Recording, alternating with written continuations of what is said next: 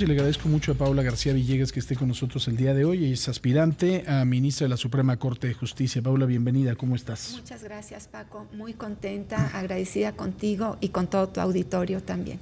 A ver, te voy a hacer una pregunta que a lo mejor resultaría ilógica, pero creo que te la debo de hacer. Y además de todo, como abogada, creo que vas a tener una idea muy clara y ojalá que el auditorio lo pueda escuchar. ¿Qué opinas tú de la elección judicial? Mira, es inédita, lo que se ha escuchado es correcto. También es una oportunidad. En todo, tú tienes oportunidades y ver la parte positiva. Tienes dos alternativas, o ver el mundo negro o ver el mundo blanco.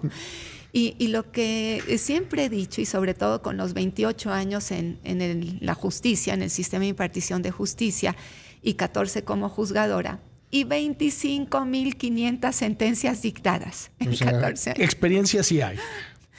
Soy trabajadora, decir basta, más bien. Pero entonces, ¿qué aprendes? Que la vida tiene tonalidades de gris, ¿no? Y en ese sentido preguntas, ¿qué opinas de la reforma? Tiene retos, sin duda, pero también tiene muchas oportunidades y es una responsabilidad histórica de que todas las demandas sociales como el acceso efectivo a la justicia, un lenguaje cotidiano, que nos acerquemos a las personas, que yo lo he hecho siempre, justicia de fondo, que funcionen las cosas, que haya credibilidad institucional, que haya fortalecimiento del sistema de impartición de justicia, también es una oportunidad y es una ventana y una exigencia. No podemos fallar, Paco. Entonces, yo ahorita sigo siendo juzgadora, estoy como magistrada federal, como comentaste. Bueno, ¿en qué área estás? En materia administrativa. Estoy en el 11º Tribunal Colegiado en materia administrativa del primer circuito y estuve por 6 años y medio en materia civil, que a nivel federal, en civil ves cuestiones de derecho de familia, mercantiles, civil propiamente, derecho bancario, todo lo del derecho privado.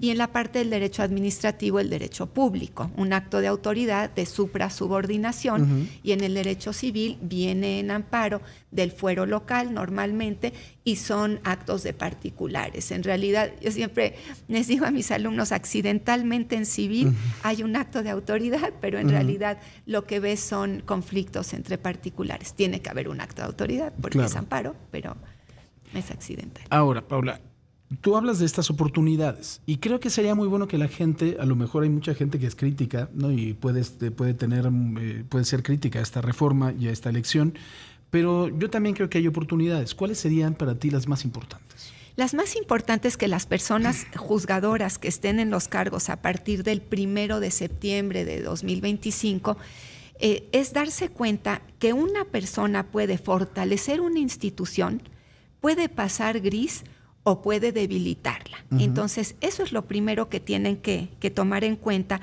para ver el abanico de tener una perspectiva de justicia y dónde están caminando. Nosotros, como respondí en la pregunta pasada, tenemos que saber por qué el Poder Judicial estuvo cuestionado y en general la justicia.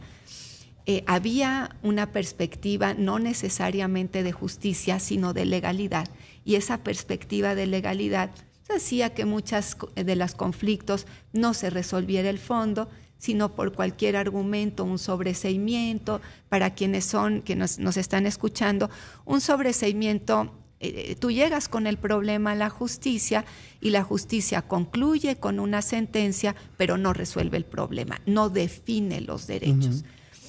Por cuestiones técnicas, a veces, si los argumentos que haces valer en una instancia se parecen a los que hiciste valer en otra, dicen que son inoperantes porque repiten. Entonces, eso es lo que tenemos, esas son las oportunidades.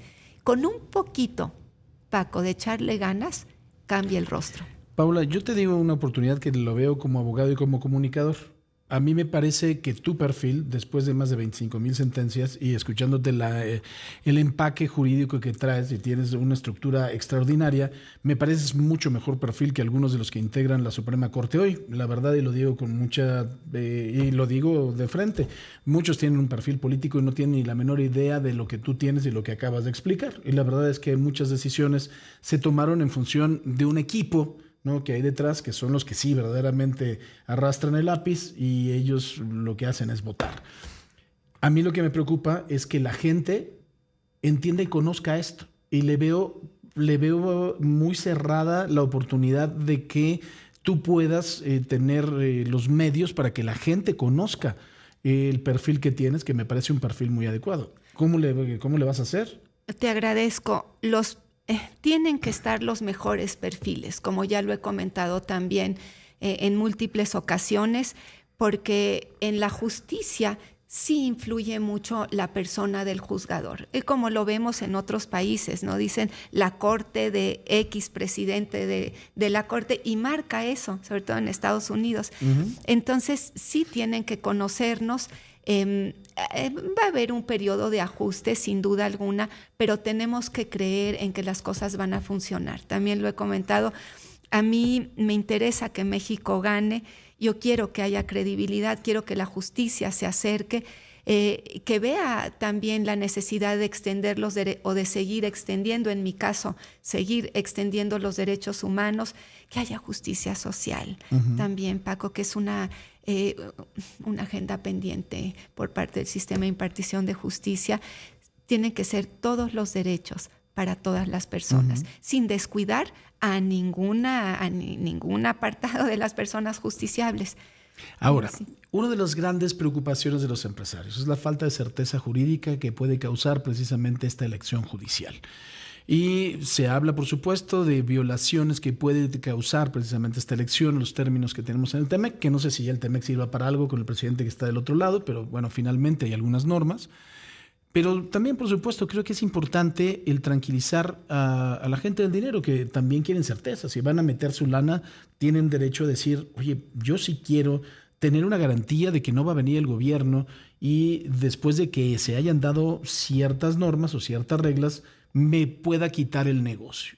¿Cómo se lo podrías asegurar a los empresarios esa certeza? Mira, sin duda alguna, esto lo sabemos, tiene que haber certeza, seguridad jurídica y Estado de Derecho. Tenemos un Estado constitucional de derecho social. Ese es lo que tenemos en nuestra Constitución, y de derechos humanos también, no solamente de estricto derecho, el principio de legalidad, pero también cobijado por los derechos humanos. Si no generamos esa certeza, esa seguridad jurídica a través de las sentencias, entonces hay inestabilidad. Eso depende, económica, eso depende de las personas juzgadoras. Nosotros y nosotras somos las encargadas, la ley y el orden, de que exista, somos los responsables.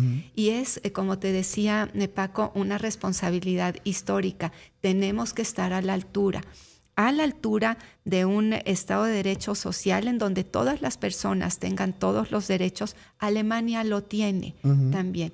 Que estamos viendo, yo comparto mucho estas políticas de el derecho a una vivienda digna y decorosa. Tú como abogado lo sabes, está en el artículo 4 constitucional. Y muchas veces nos decían en la carrera, es que es un derecho programático que no se va a cumplir. Pues ahora se está cumpliendo.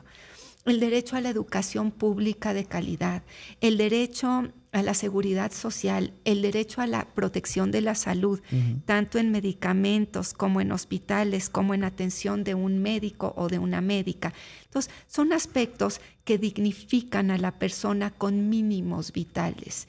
Eso se tiene que tomar en cuenta. Y por otro lado está la certeza y la seguridad jurídica al empresariado también, que lo entiendo, y a todos los sectores. Tú tienes que tener claro qué dice la ley, cómo se interpreta la ley y qué alcance le va a dar la justicia, Paco. El legislador, las personas legisladoras, tratan de hacer, y lo hacen, su máximo esfuerzo para contemplar todos los supuestos de la vida real. Pero aún con ese máximo esfuerzo, siempre hay un supuesto que se presenta en la justicia donde la norma no tomó en cuenta porque no puedes materialmente ver todo lo que va a pasar con la aplicación de esa norma general que tú tienes que interpretar como persona juzgadora, Paco.